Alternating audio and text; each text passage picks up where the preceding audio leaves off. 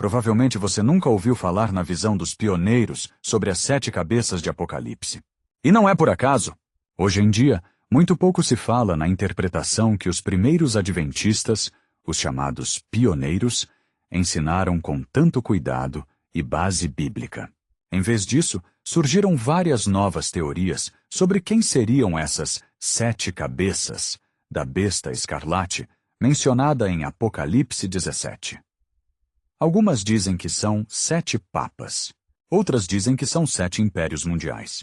Mas a verdade é que quando voltamos aos fundamentos deixados pelos primeiros estudiosos adventistas, encontramos uma explicação muito mais clara, coerente e conectada com a Bíblia e com a história real. Os pioneiros adventistas, como Uriah Smith e Stephen N. Haskell, ensinavam que as 7 cabeças representam 7 formas diferentes de governo que existiram em Roma, desde seus primórdios até a ascensão do papado.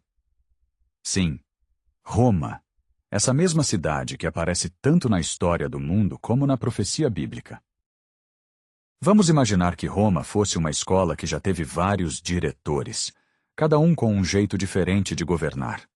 Esses diretores são as formas de governo que Roma teve ao longo do tempo. Cada cabeça da besta é como um desses jeitos de governar.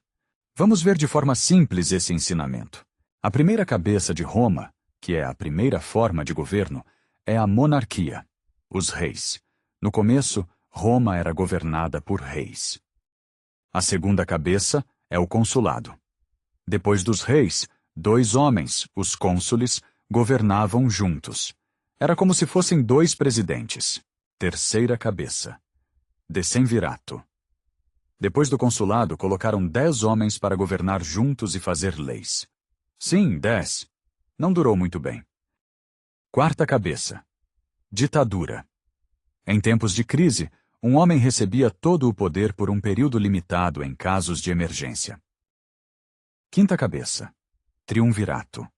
3 governantes se uniam para controlar Roma. Eles dividiam o poder, mas isso causava muitos conflitos. Sexta cabeça. Império. Então veio o sistema que a maioria conhece. Os imperadores. Homens como César, Nero e Domiciano, que tinham poder total e eram adorados como deuses. Esse sistema estava funcionando quando João, o apóstolo, teve a visão do Apocalipse. Agora vem a parte que poucos conhecem, a 7ª cabeça, o Exarcado de Ravenna.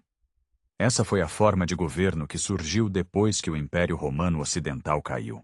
E aqui muita gente se perde, porque quase ninguém já ouviu falar nessa palavra exarcado.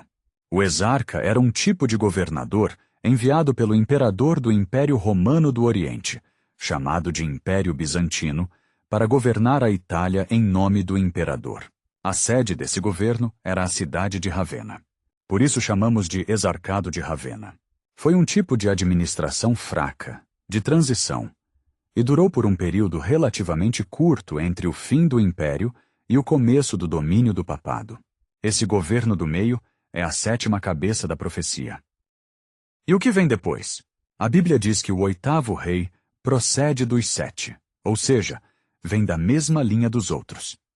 Esse 8º é o papado, que assumiu o controle religioso e político em Roma com muito mais força e influência. Ele se tornou, segundo os pioneiros, a forma final da besta.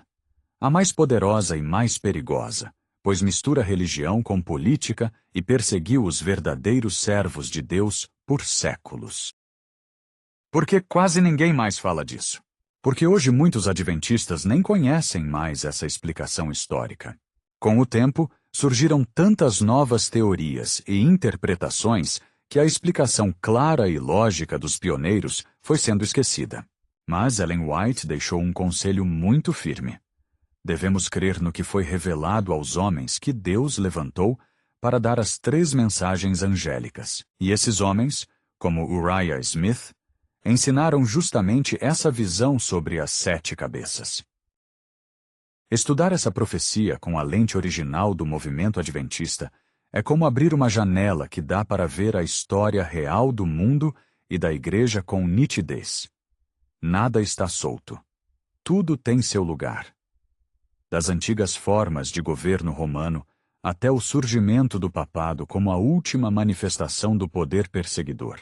Portanto, se você nunca tinha ouvido falar nisso, agora sabe que as 7 cabeças da besta não são papas nem impérios mundiais aleatórios. São os jeitos diferentes que Roma, o grande poder da profecia, usou para governar o mundo e finalmente perseguir o povo de Deus. E essa visão, simples e fiel às Escrituras, ainda é a mais sólida e coerente, mesmo depois de tantos anos. Em breve teremos mais conteúdos aqui no canal, aprofundando este capítulo à luz do entendimento dos pioneiros, que é plenamente respaldado pelo espírito de profecia. Iremos destacar a clareza e consistência dessa interpretação histórica, e também analisar com cuidado as fragilidades das chamadas novas luzes surgidas na era moderna.